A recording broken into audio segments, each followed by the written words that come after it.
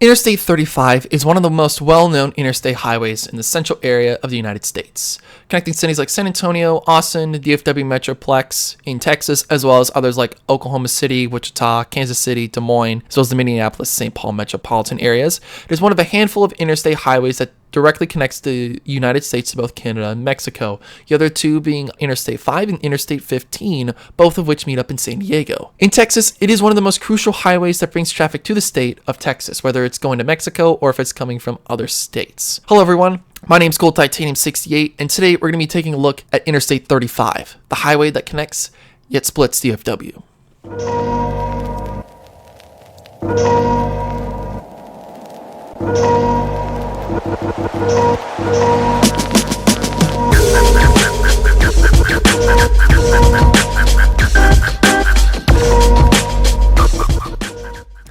Now, Interstate 35 is well known for being one of the most congested highways in Texas. The most congested portion is in through Austin, and that is actually one of known as the most congested highways in the entire state of Texas. And in DFW, there are multiple sections of I-35 that were considered to be one of the most congested highways in Texas.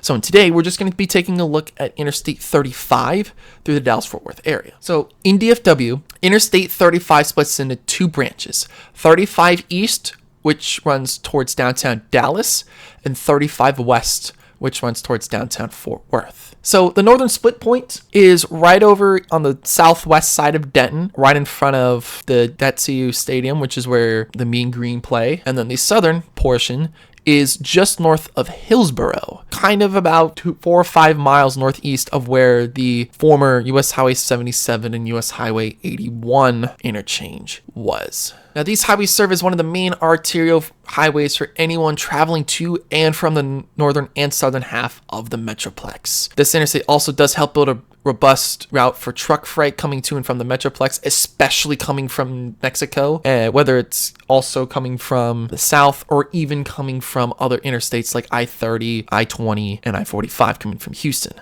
Now, when it comes to Interstate 35 East and West, were originally parts of many different highways. Now, starting with 35 West, it sits on an upgraded path of US 81. Now, US 81 does still exist today. Currently, US 81 starts at the interchange at I-35 and 287, and it sits on the same alignments all the way up until you pass the town of Bowie, where it splits off from 287 and heads directly north. Now, throughout the rest of DFW, and also through most of Texas, most of US Highway 81 has been decommissioned. There are some portions that do still exist. For example, between Grandview and Hillsborough, this was the original alignment of US 81. Now that 35 West actually took over that portion, this has now been downgraded to a state highway. So instead of being US Highway 81, it is just now State Highway 81.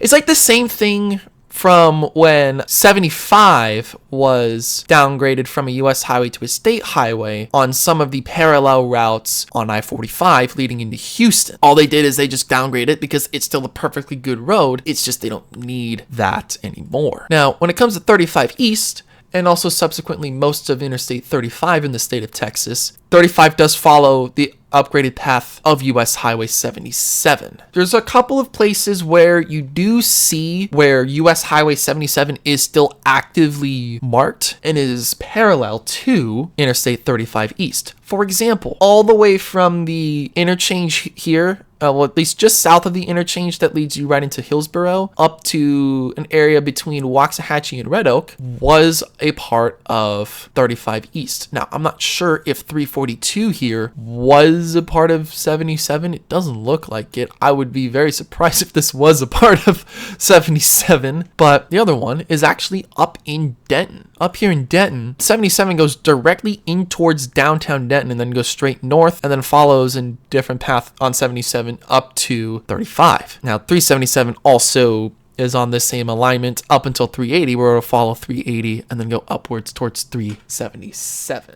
However, it is not the only highway that it replaced. In South Dallas, actually, it replaces a portion of US Highway 67. So, as you can see, 67 kind of ends right at Interstate 35 East. But the thing is that 67, or at least before they built the interstate highway system, US Highway 67 followed the alignment for US 77. Now, 77 went up north and follows 35 East now, but then once right around here, 67 would follow what is presently I-30, and then would finally get onto its original path where it was built up, like where I-30 was originally started, here at US 80. It's a small portion, but that does explain why portions of I-30 is called R.L. Thornton Freeway and why portions of 35 East is called R.L. Thornton Freeway, because this was all US Highway 67, and then 77 just went up this way, which this is considered to be Stemmons Freeway. Through DFW, a lot of highway projects along both Interstates 35 East and West were proposed as early as the early 2000s and even some into the 2010s. One of the biggest projects, at least in Dallas, was Project Pegasus. So Project Pegasus was a complete rebuild of some of the original portions of both Interstate 35 and Interstate 30. And this was split up into 3 sections. Lower Stemmons, which was Woodall Rogers north on I-35 up to the 183 interchange. The Mixmaster, which would have rebuilt I-35 from Woodall Rogers down to 8th Street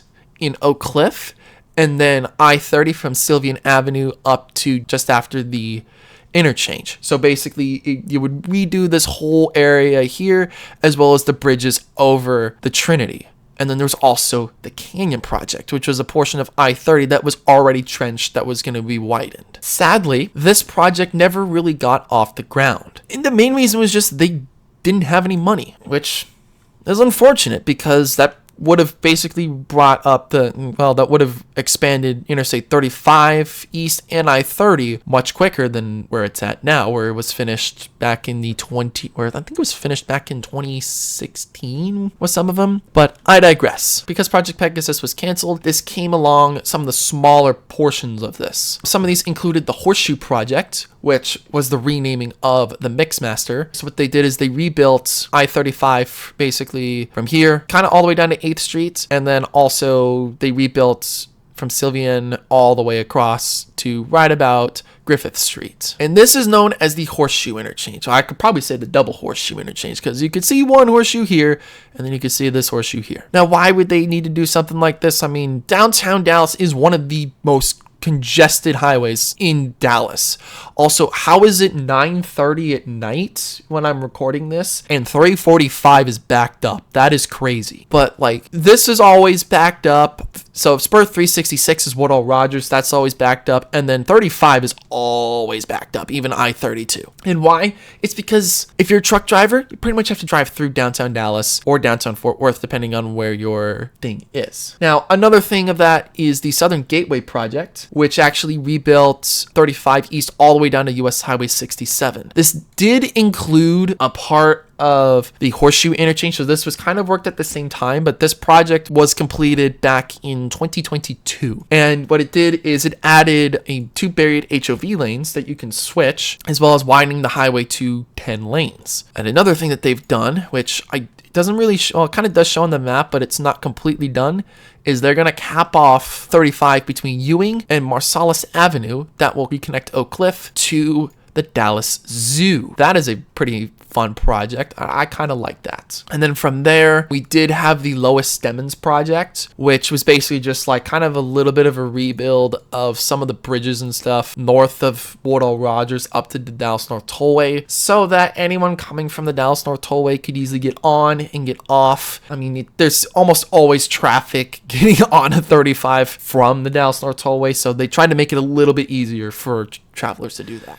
Now, when it comes to the Fort Worth side, one of the main projects that was being built on was the North Tarrant Express. Now, the North Tarrant Express is a portion of both 820 and the good portion of 35 that was rebuilt. So the North Tarrant Express starts right here at State Highways 183 and 121 interchange, and it goes all the way west, going like even from the 820 and 183 interchange, and at least on 820 it stops at 35 west, because then they rebuilt 35 West all the way from I-30 northward to Alliance Boulevard, which is right at the entrance here for Fort Worth Alliance Airport. And this is a very big corridor because Fort Worth Alliance Airport is not only a big hub for FedEx, at least for their shipping by air, it's also very big for Amazon Air as well. I mean, they both fly into DFW Airport, but they have a much larger presence at Fort Worth Alliance, especially since right next to it is the big BNSF rail yard. The North Tarrant Express was completed back in 2023, a little bit ahead of schedule, but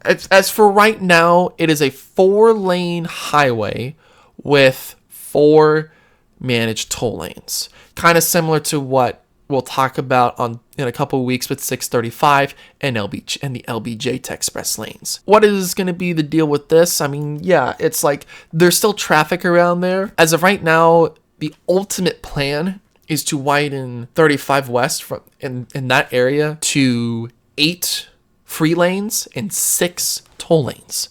That's a big highway.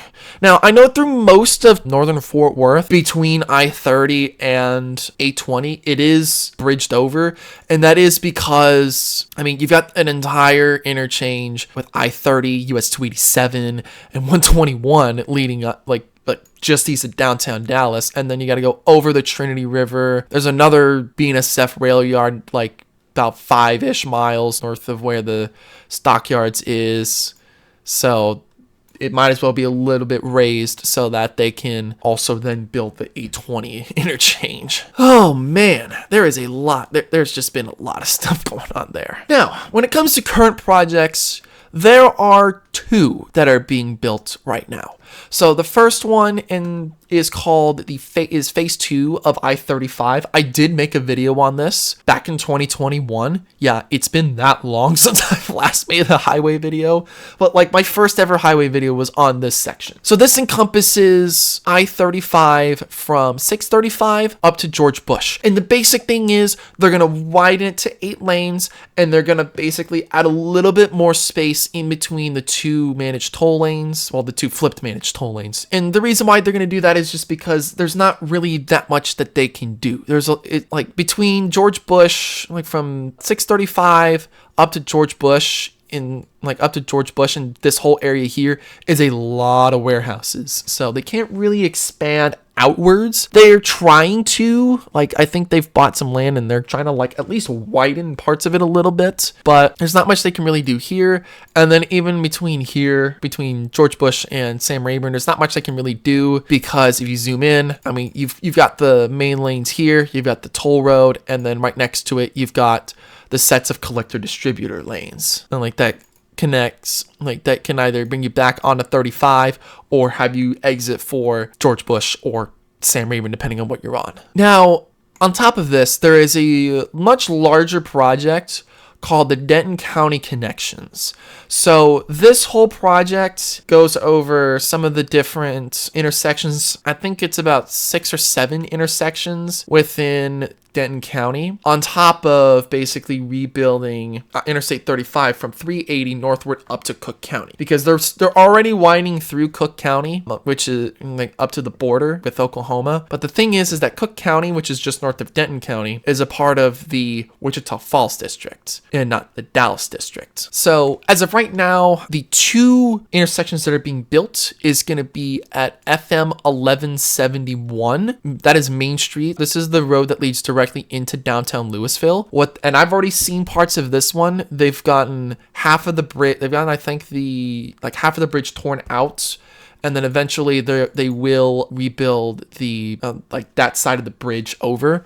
But what they've done is they've also opened up this section. Well, they've opened up the new frontage road leading up to Main Street. And the reason why they're going to do this is I think they're trying to add a second set of toll lanes in the next 20 years so that they can not only still widen I-35, but then also have at least 2 managed toll lanes going each way as traffic starts to increase going upwards into coming from Denton, and there's other cities like Sanger and Crum and even Valley View are being worked on. Now, the next highway that's being, at least the next intersection that's being worked on, is FM 455. And that is known as East Chapman Road on the north side of Sanger. Now, on top of this, they are already working on widening portions of Interstate 35. I think they start right at 77 just because there's so much traffic going on here that there's going to be a lot of work to be done. But everything north of here going up even to the border already being worked on, or at least through Denton County. Now, when it comes to future projects, there are multiple projects that are in the planning stages. And on I-35, like a lot of these projects are a part of the Texas Clear Lanes Initiative, and this is because 35 is one of the largest highways in the state of Texas. It's one of the most congested. They have to get this done. Now, to start with, we do need to speak with the Lower Stemmons project. Now, I kind of did hint at this earlier. So, Lower Stemmons, let me find the right page. It's not going to be to Woodall Rogers. I mean, they might when they decide to widen it, but Lower Stemmons is going to be from 35 East up to the Dallas North Tollway. This is not considered Lowest Stemmons, which is pretty much done.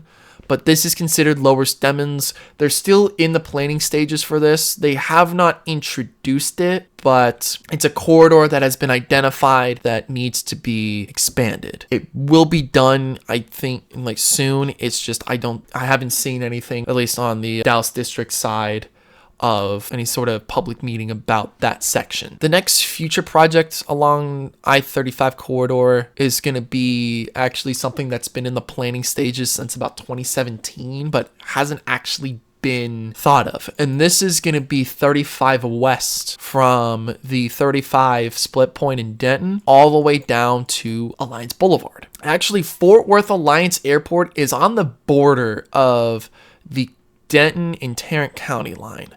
Now, Tarrant County is on the Fort Worth district and Denton County is in the Dallas district. So what I'm talking about is going to be from right here. So this is Alliance Boulevard, and then you take 35 west all the way up to here. The plans here are to widen this to a 6-lane highway. Why hasn't this been done?